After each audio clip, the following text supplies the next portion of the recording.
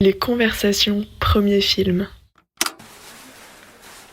Donc au début, on devait faire les enregistrements dans la salle de cinéma, Ouais. histoire d'avoir un peu une acoustique sympa. Ouais. Mais en fait, je viens d'apprendre que il y avait des gens qui dormaient dans la salle de cinéma. Ah ouais? En fait, quand ils sont obligés de rester un nombre assez grand ici Ouais. pour s'occuper du lieu au cas où il y a quelqu'un, où il y a la police qui descend. Ouais. Et du coup, là, ils sont quelques-uns à dormir dans la salle de cinéma. Et Ah, il faut genre veiller sur. voilà. Et Ok. du coup, on se retrouve dans la salle de réception, quoi. Putain, je savais pas qu'ils étaient déjà en train de guetter si il y avait pas la police qui allait arriver, quoi. Bah, en fait, depuis toujours. Ah ouais? Ouais, depuis le début, c'est comme ça. Enfin, bref, on n'est pas là pour parler de ça. On est là pour parler de ton film, Ouais. qui est ton premier film. Ouais. J'ai réalisé en courant 2018 et que j'ai fini en 2019, quoi, en gros. Lorsque j'étais en 3ème année aux Arts Déco. Et là, t'es en 5e année. Et là, je suis en 5ème année, ouais. Voilà, je passe mon diplôme cette année. Ok. Ouais. Ça va le faire. Ouais, je pense, j'espère. Trop bien. J'essaie de trouver un dispositif le plus fermé et le plus isolé pour pas qu'il y ait de problèmes Tu veux extérieurs. dire Ben, que c'est vraiment, ce sera vraiment un film de communauté avec un lieu, avec un lieu unique, quoi. Mhm. Pas de prise de vue en extérieur, je veux dire dans l'espace public, pour pas Ok. pas qu'il y ait d'annulation au dernier moment, etc. Enfin voilà, Ok, j'essaie ok. de trouver des. Du coup, pour ton Des diplôme de stratégies. 5e année, tu vas représenter un autre film Ouais, voilà, c'est ça. qui est en cours d'écriture. Ouais, c'est ça. Ok. Et voilà, qui sera peut-être un peu plus long que celui-là, mais dans le même esprit, quoi. Et c'est ton premier film que tu présentes, que tu as présenté hier. Non, que tu présentes aujourd'hui, pardon. Et sinon, en général, ta pratique, c'est plutôt quoi? Bah, plutôt film vidéo et des fois c'est pour en installation. Mhm. Ça m'arrive de faire aussi un peu de sculpture ou un peu de. Ouais, voilà, d'installation, Ok. de volume, quoi. Mais il y a toujours un peu de vidéo, quoi, dans ce que je fais. D'accord. Mais l'édition aussi, ça peut m'intéresser. Voilà, j'essaie de trouver des. Mais je crois que ce qui m'intéresse le plus, c'est quand même de faire des films pour le cinéma, quoi. Ok. Qui puissent passer au cinéma, quoi. Parce que c'était pas vraiment du coup enfin, c'est ton premier film appelé comme ça film, mais c'était pas ta première vidéo, quoi. Non, non, ouais. Après, ça dépend Donc, de quel point de vue on parle. Parce ouais, que ouais. comme j'étais en option ciné au lycée, j'en ai fait Ok, aussi des vidéos, ok, mais ok. j'évite de les montrer parce que, Pareil. comme beaucoup de gens, un petit peu L'option honte, quoi. cinéma, genre Ouais. c'était super sympa, mais on va C'était très essayer sympa, de, ouais. de pas De- trop montrer ça. Faire table rase du passé, quoi. Ouais, ouais. Et du coup, Mais- t'étais où au lycée? Là, j'étais à Nantes. Ok, Ouais. d'accord. J'étais à Guisto, en fait, quoi. Ah, ok, d'accord. Ouais. Et tu viens de Nantes ou tu viens Ouais, de... je suis né à Nantes et D'accord. j'ai grandi à Nantes jusqu'à mes 18 ans, quoi. Et après, t'es parti directement pour Paris? Ouais. T'as fait une prépa? Non. D'accord. T'es Non, arrivé je- directement aux Arts Déco? Non, non, je suis allé en la fac de ciné, en fait, au début. D'accord. Ouais. Au début, j'avais envie de vraiment être en mode cinéma, quoi. Je voulais Mhm. rentrer en prépa, cinéma, tenter les écoles de cinéma. Et puis finalement, je me suis dit que c'était quand même mieux de demander une école d'art. Mhm. Parce que j'ai commencé à m'intéresser à d'autres formes que le cinéma. Et maintenant, ce qui m'intéresse, c'est l'entre-deux, quoi. Entre le cinéma et l'art contemporain, quoi. Quelque chose comme ça. Parce que je trouve que c'est une bonne manière d'aborder le cinéma, quoi. Ouais. Et t'es resté combien de temps à la fac? 3 ans. Ok, 3 d'accord. ans, ouais. À Paris, hein. T'as trouvé un super entre-deux pour ton film, qui est, moi je trouve assez surprenant quand même, pour une première réalisation aussi, que tu sois allé aussi loin directement. J'ai cru comprendre que tu l'avais fait avec un collectif que tu fais partie ou que tu as créé. Ouais, mais en fait, c'est des gens que j'ai côtoyés quand j'étais à la fac, en grande partie. Et après, on s'est un peu splitté. Il y en a qui sont allés en école d'art et il y en a qui font totalement autre chose. Mais en tout cas, on est une bande d'amis. Et en fait, moi, j'aime bien tourner avec des amis, quoi, qui n'ont pas forcément pour tous comme métier le poste qu'ils avaient sur le film. Mais c'est aussi un peu comme ça que j'envisage les tournages, quoi. Donc c'est un peu une expérience ça peut être une expérience de colo. Ça permet d'avoir des ambiances, enfin une bonne ambiance et de pouvoir travailler tranquillement Et donc ces amis qui m'entourent, c'est avec eux que je fais des trucs et le prochain film c'est pareil, je pense que j'essaie de le retourner, mais c'est aussi valable pour les acteurs, etc. Les acteurs, actrices, ils font partie du collectif aussi? Je fais partie du collectif, mais en fait pour presque tous c'est des gens que je connais qui étaient soit dans mon école, qui étaient aux Arts Déco, ou des connaissances, et qui n'avaient pas d'expérience de jeu avant en fait, parce que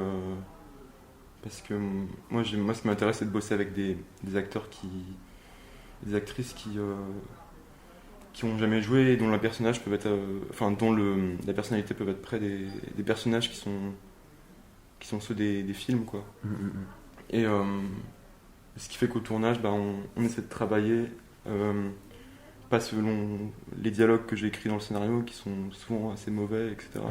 mais plus je les laisse plus s'approprier leur personnage, leur dialogue, et du coup on laisse des grandes marges d'improvisation et de réécriture au moment même du tournage quoi. Ok. Et c'est la première fois que j'essayais ça, mais c'est une expérience qui m'avait intéressé, donc j'aimerais bien essayer de la réitérer la prochaine fois quoi. C'est là que je situe un peu le mi-documentaire, mi-fiction. Je viens juste documenter aussi ce qui se passe avec les acteurs aussi. Grave. Pour l'écriture, comment ça s'est passé du coup? Donc l'écriture, en fait au début je faisais des repérages en Bretagne. J'essayais de documenter des fêtes populaires. Et en fait je suis arrivé à Douarnenez où il y a un carnaval qui se déroule tous les ans qui s'appelle les Gras. Et en fait dans ce carnaval il y a un fait divers assez populaire dans la région d'un jeune qui s'est noyé déguisé en Bob l'éponge lors de la fête du soir en 2006. Et comme la ville me plaisait et l'imagerie que j'avais repérée du carnaval m'intéressait, du coup on est allé sur place, on a tourné les images du carnaval, on a fait des repérages dans la ville, et c'est à partir de là que s'est écrit la fiction quoi. Donc en fait ça s'est tourné en 2 temps, il y a eu le tournage documentaire du carnaval, l'écriture de la fiction en même temps, et ensuite on est revenu avec les acteurs pour tourner. Et voilà, en fait, le film, c'est une espèce d'interprétation de ce fait divers un an après, quoi. Toute la partie fiction, elle est quand même assez dingue parce que le film se passe en 2007 et à partir de là, vous avez dû aussi soit faire des repérages, soit construire tout un décor qui était hyper raccord avec 2007. Et ce qui est hyper intelligent, c'est d'avoir réussi à condenser tous ces objets ou toutes ces petites anecdotes avec lesquelles on a vécu quand on était en 2007. Parce que ça fait pas partie encore d'une sorte de patrimoine qu'on essaie de préserver. Et c'est assez surprenant de les retrouver tous là d'un coup. Et le timing était bien de faire ça maintenant parce que je me dis, si dans 10, 20 ans, quelqu'un avait à faire un film en 2007, il y aurait plein d'objets qu'on aurait pu. Ouais, c'est ça.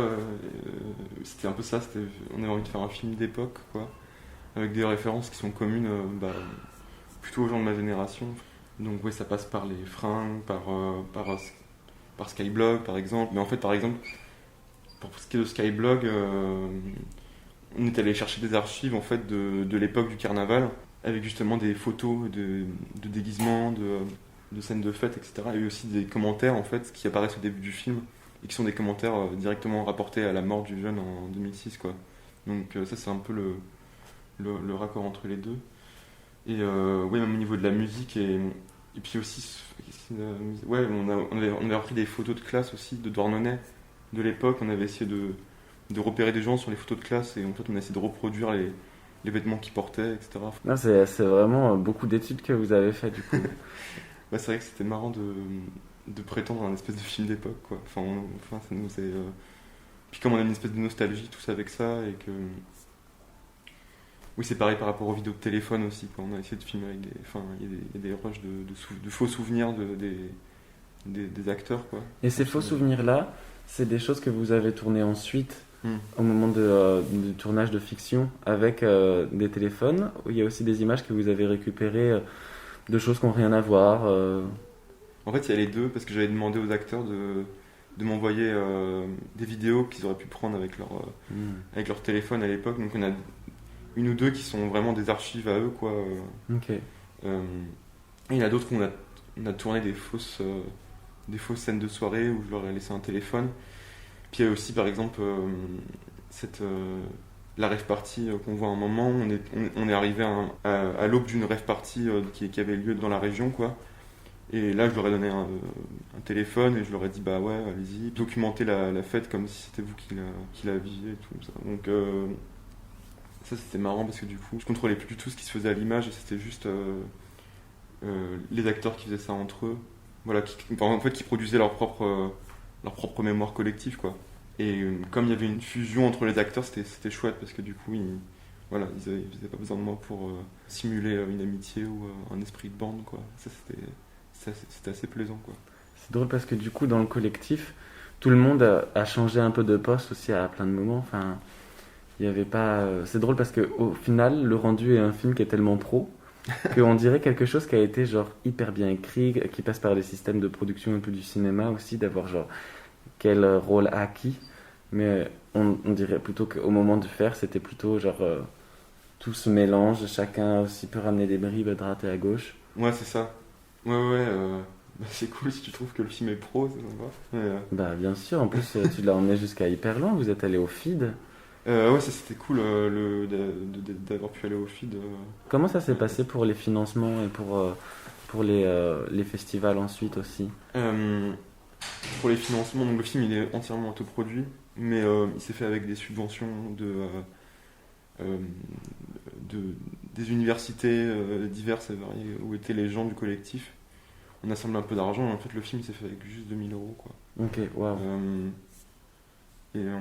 Après voilà, c'est aussi une économie où personne n'est payé, donc tout le monde vient et voilà, c'est pour ça que moi j'aime bien l'idée du collectif un peu dans le film, c'est qu'en fait bon, il y a un peu ce truc du réal qui donne son nom au film, qui est un peu, enfin il y a toujours un peu cette hiérarchie qui est inséparable du système du cinéma, quoi.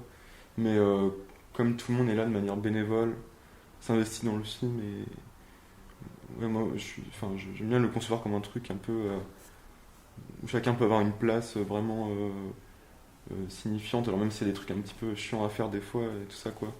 Mais moi j'essaie de le faire moi-même, ces trucs chiants aussi, quoi. C'est pour ça que toute la partie production, etc., j'essaie de le faire le plus possible. Mais bon, là pour le prochain, ça pourrait être sympa de pouvoir travailler avec une boîte de production, parce que c'est quand même aussi beaucoup d'énergie. Ouais, puis surtout là, avec ce que tu as déjà montré, je pense qu'il y a moyen que tu réussisses à avoir un contrat peut-être ou un lien avec une boîte. Ouais, ce serait trop bien, ouais. Ce serait trop bien. Et je me demandais, pour le film, est-ce qu'à un moment vous avez fait appel à des professionnels, que ce soit monteur, étalonneur, mixeur? Ouais, alors, oui, quand je disais tout à l'heure que les gens qui faisaient les postes qui tenaient les postes de tournage, c'était pas leur métier, c'est à moitié vrai parce que, par exemple, les gens au son, ils sont quand même, étaient quand même des pros, enfin voilà, qui sortaient de BTS ou d'école de son, parce que par exemple, le son, je trouve c'est pas un truc qu'on peut faire les choses à moitié, quoi. Si le son il est mauvais, Ouais. c'est irrattrapable. Alors que par exemple à l'image, c'est un ami des Beaux-Arts qui est pas. Je sais pas si tu connais Raphaël. Oui, Ouais, je le connais, on est ok. dans le même atelier. Ah ok, d'accord. Ouais. Bon voilà, c'était lui qui a fait l'image parce que j'aimais beaucoup comment il cadrait et comme c'est un de mes meilleurs amis, on n'avait pas besoin de beaucoup parler, quoi. Donc ça allait à la rigueur de tourner en DV. Après, non, pour ce qui est quand même de la partie post-production, j'ai travaillé avec une monteuse qui était super, mais qui venait tout juste de commencer à monter des films, quoi. Et qui avait monté le dernier long métrage de Virgile Vernier. Et en fait, Ok. voilà, elle s'est retrouvée sur ce film, enfin sur mon film, et elle, on peut dire qu'elle est pro, quoi, parce qu'en fait. Comment tu l'avais rencontré? Bah via Virgile Vernier, en fait. Ok. Je lui ai demandé s'il connaissait des. Et toi, comment t'as Enfin, rencontré Virgile Vernier? Parce qu'à un moment j'ai beaucoup regardé ses films et j'avais dû m'arranger pour prendre un café avec Trouver lui, son quoi. contact, trop bien. Ouais. Super. Bah, parce que j'aime vraiment beaucoup. Enfin, c'est un des cinéastes récents qui m'intéresse le plus, quoi. Et puis même il m'a beaucoup aidé en faisant des retours sur le montage, etc. quoi. Enfin, Ok. on va dire que c'est vraiment une grosse référence pour moi. Trop bien. Puis en plus, il se situe dans ce sillon-là, quoi, entre art et, enfin, Ouais, ouais, ouais. art contemporain et Et cinéma. d'ailleurs, d'autres réalisateurs entre art contemporain et cinéma, j'ai cru comprendre que tu étais l'assistant de Fabien Giraud et Raphaël Siboni. Ouais, ouais, là je le fais moins cette année avec mon diplôme et tout ça, mais ouais, je travaillé pendant 2 ans avec eux Ok. et c'était super parce que j'ai appris plein de trucs et c'était à un moment où ils avaient des opportunités trop chouettes où ils sont partis au Japon faire ils étaient invités pour faire un film, une install. Alors du coup, moi, c'est vrai que ça n'a rien à voir avec ce que je fais, mais je suis quand même hyper intéressé par ce qu'ils font et comment ils envisagent les dispositifs de tournage et aussi la précision technique de comment ils travaillent. Et voilà, j'ai fait plein de choses diverses, variées pour eux, quoi. De tâches hyper ingrates à des trucs hyper intéressants, quoi. Enfin, de trucs d'assistant. Mhm. Mais j'ai vraiment beaucoup appris avec eux. Ça, c'était vraiment. Et comment tu c'est les as super. rencontrés, eux? Et j'avais écrit à Raphaël Siboni directement. Ok. Et parce que j'aimais beaucoup ce qu'il faisait. Et en fait, ça tombait pile poil avant qu'ils tournent leur nouvelle saison de vidéo. Qui s'appelle The Averted Capitol. Et en fait, ils allaient tourner dans le Limousin. Ok. Donc je suis allé dans le Limousin et après, j'ai continué à travailler pour eux, Super. pour la Tasmanie, pour le Japon. Et puis pour leur expo à l'IAC là. Et voilà, mais c'est aussi c'est un temps. Enfin, travailler pour des artistes, c'est aussi. C'est assez chronophage aussi, quoi. Bah ouais, ouais, ouais. Mais voilà, quoi. Ouais. Et C'est ça t'a c'est pas très mal bons aussi amis, quoi. influencé pour le prochain tournage que tu es en train de prévoir? Bah ouais, ouais. En fait, leur pratique, elle est très particulière, mais il y a des trucs qui m'intéressent. Par exemple, au Japon, ils travaillent pas mal avec un peu mettre plein d'acteurs ensemble et puis voir ce qui se passe sur la durée, et du coup confondre le temps du tournage et le temps du récit et les interactions entre les acteurs, les trucs de fatigue, enfin tout ce qui conditionne les acteurs, les actrices amateurs, amatrices quoi. Et en plus de ça, enfin donc ça c'est des aspects que j'essaie d'explorer pour le prochain film.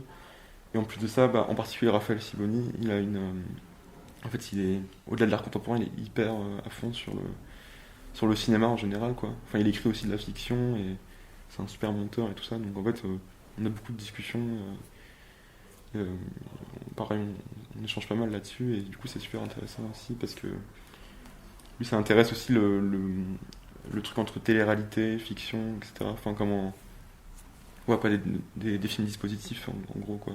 Trop bien. Comme un de la Negra ou des gens comme ça quoi. Est-ce que tu veux nous dire quelques petits mots sur le film que tu es en train de prévoir là? Mhm. Et c'est un film. Là, je suis encore en train de l'écrire, donc je risque de m'embrouiller si je le décris trop. Mais c'est un film qui se passera aussi dans la même région. La tourbière, c'était à la mer, là, ce sera plus dans les terres. Et ça se passe dans un woofing fictif, quoi. Et là, on est plus sur des personnages. C'est plutôt une amitié entre deux filles, au sein d'un groupe hyper hétéroclite et dans lequel elles sont une espèce de cellule de crise, quoi. Et là, c'est pareil, du coup, ça va être un mélange de communautés, de communautés dans lesquelles on injecte de la fiction, quoi, mais en essayant de mélanger le temps du tournage et le temps du récit, quoi, pour qu'en fait, ce truc de communauté, il se retrouve à produire des situations que j'ai pas prévues, voilà, quoi. Enfin, j'essaie de travailler là-dessus et j'espère que ça pourra se faire malgré. Trop bien. Tu as déjà quelques idées enfin, tu sais quand est-ce que tu voudrais le tourner? Ce sera, ouais, je pense en mars-avril. Et mais voilà, ouais, je suis un peu sur mes gardes aussi de ce qui pourrait se passer. Mais ça revient à ce que je disais tout à l'heure, quoi. Ça se passera dans un seul endroit et ce sera, voilà, ce sera vraiment un truc très fermé, quoi, dans l'environnement de tournage. Parce que, enfin, moi, je me rends compte que on peut plus faire de prise de vue dans des lieux publics parce qu'en fait tout le monde a un masque et du coup il y a un espèce de marqueur d'époque qui est super Et ce super naze, marqueur-là quoi. d'époque, il t'intéresse pas? Tu refais un film d'époque en 2013? Ouais, c'est ça. Non, non, c'est pas vraiment un film d'époque, mais ouais, c'est vrai que ça me. Je sais pas, on a un peu envie de voir le visage des gens et tout, quoi. C'est un peu chiant de les voir tous avec des masques. Ouais, ouais. Bah Donc, après, de toute manière, vu que ce sera dans une maison, là, les gens, quand ils vivent ensemble, je pense qu'ils Ouais, voilà, enlèvent c'est ça. leur masque dans tous les cas. Oui, voilà, c'est ça. Ouais. Puis en fait, avec la DV, c'est quand même de. Enfin, là, il y avait un gros marqueur d'époque sur le film qui passe Mhm. dans votre festival, mais, euh, mais là, il n'y a pas d'époque en particulier.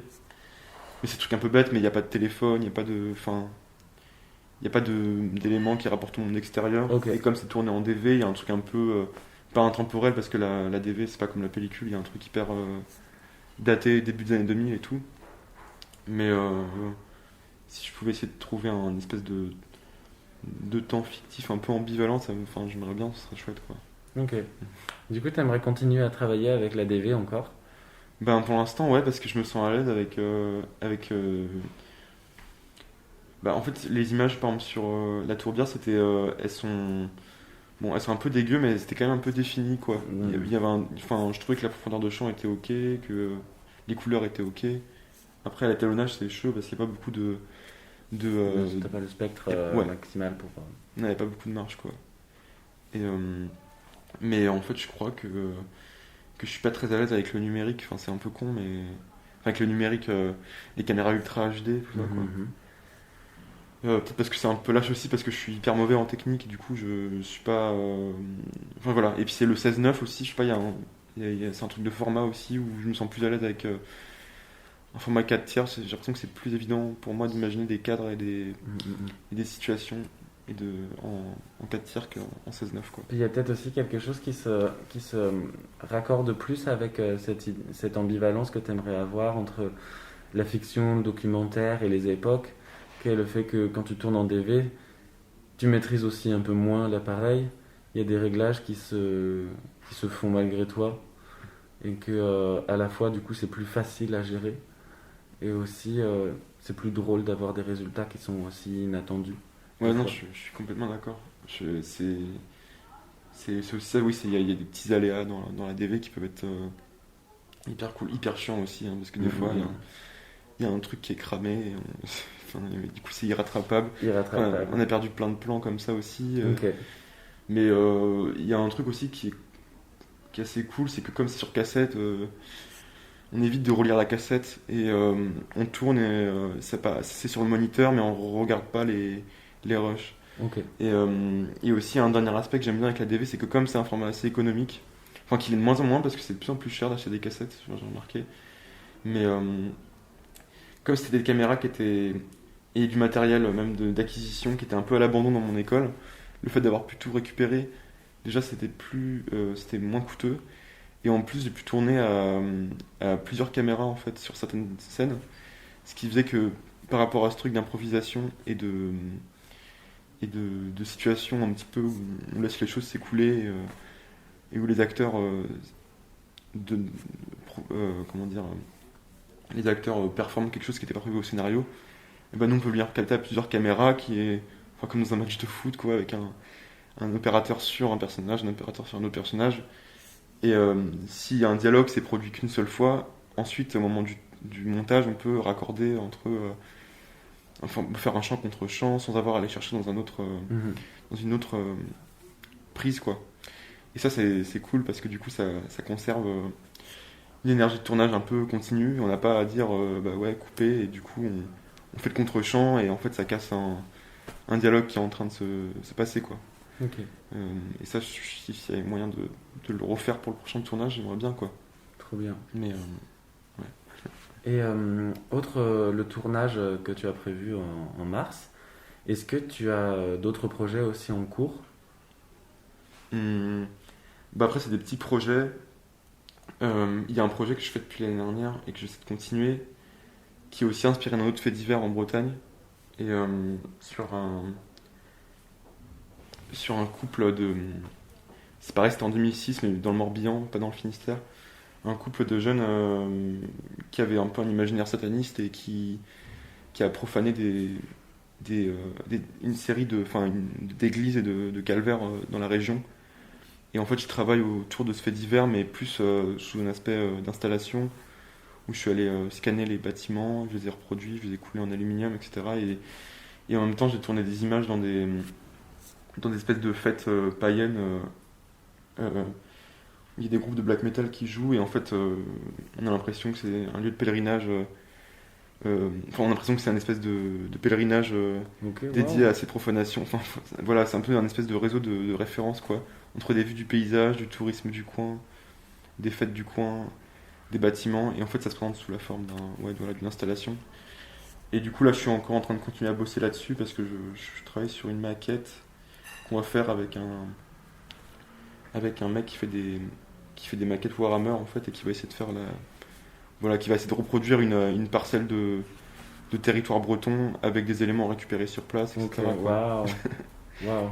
Et du coup, là, ça, c'est un peu un projet annexe que j'ai, quoi. Mais à un moment, ça m'excitait de faire une espèce de recueil de faits divers bretons et de les interpréter soit en fiction, soit en installation. Trop bien. Et ça, il y a une date ou un endroit où on pourrait voir ça? J'essaie de la finir le plus tôt possible, et non, pour l'instant, j'ai pas de. Je la prendrai en photo et je la diffuserai, mais je pense À part non, j'ai peut-être pas ton exposition de diplôme, si tu la présentes en même temps que le film. Ouais, c'est vrai. Mais c'est vrai que le diplôme, je sentais plus à l'aise de montrer un film, Bien tout sûr. simplement, mais de la manière la plus classique possible. Mais c'est vrai que ce que j'aimerais trop, en fait, c'est pouvoir montrer et le film qui passe là, et cette installation, et le film que je vais faire cette année. Mais enfin, un jury peut pas Bah ouais. regarder Ah, deux films de 30 minutes et une install. Ouais. C'est trop, donc juste me limiter à un. Mais ouais, voilà, pour moi, ces différents travaux, ils se relient, quoi. Ouais, Et bien j'essaie sûr. des fois de mettre des références un peu dans. Enfin, par exemple, dans La Tourbière, au début, il y a un reportage de profanation qui passe à la télévision, et en fait, Mhm. c'est cette profanation en question sur laquelle il y a Ah. l'installation. Enfin voilà, il y a des espèces de motifs, même dans l'installation sur les profanations, il y a pareil, il y a des espèces de grands mannequins qui brûlent.